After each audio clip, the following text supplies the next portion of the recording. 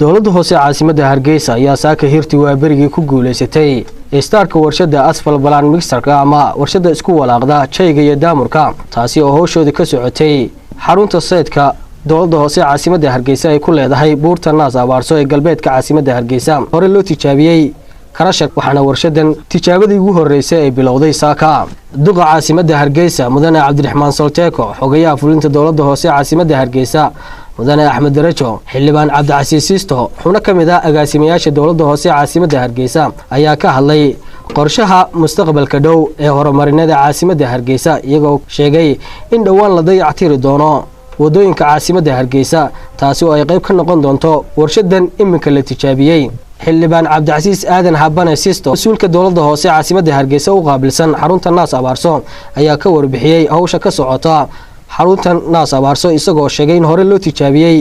karasharka iminkana saaka la tijaabinayo warshadan isku walaaqi doonto Jayga iyo Daamurka waxa ka qoraysan warshad asfal balaala oo industrial ah wali hore Soomaaliya iyo Somaliland midnaba laga mas'uul qalabka ka yaala qalab awood badan oo kari kara oo capable waa inuu qabto wadooyinka magaalada wax fara badan inuu qaar cusub inay dowladda hoose wixii sanad laga filayay ay si dhaqsaayim ku qaban karto maanta waxaan ku jirnaa tijaabadii wax la istaaday qalabka halkan ku arkaysay asfal balaan correctionku isagu dhamaystirnay tijaabadiisa iyo productionkiisa baa socda marka hore weyn sawirradana waa ka arki doontaan halkan waxa yaala beefartii oo tii gogleysay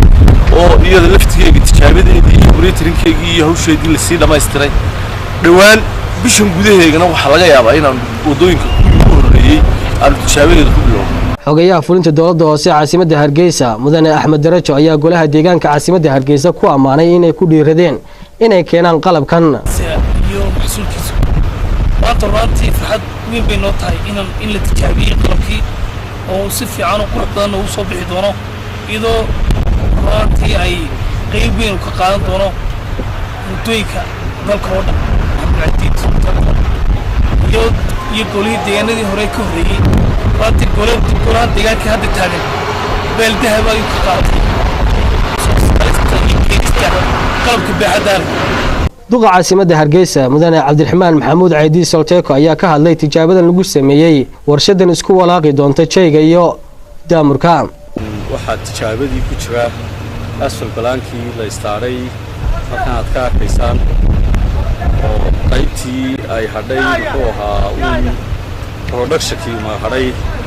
warshadii oo dhan loo tijaabiyay insha Allah ta'ala testing markuu production soo saaro waxa uu dadweynaha caasimada Hargaysa ugu baaqay inay soo dhaweeyaan horumarinta ay dowladda hoose ay ka wado caasimada Hargaysa isla markaasina iska bixiyaan cashuurta ku waajibtay si loo hirgeliyo wadooyin bilicdeedu aad u sareyso waxaan leeyahay shacbiga gacantaadii baa hadhay gacantaada hadii aydan anagu intii aan dadaalayno waa dadaalay laakiin production markuu bilaabno wuxuu u baahan yahay lacag badan oo daamur haday noqoto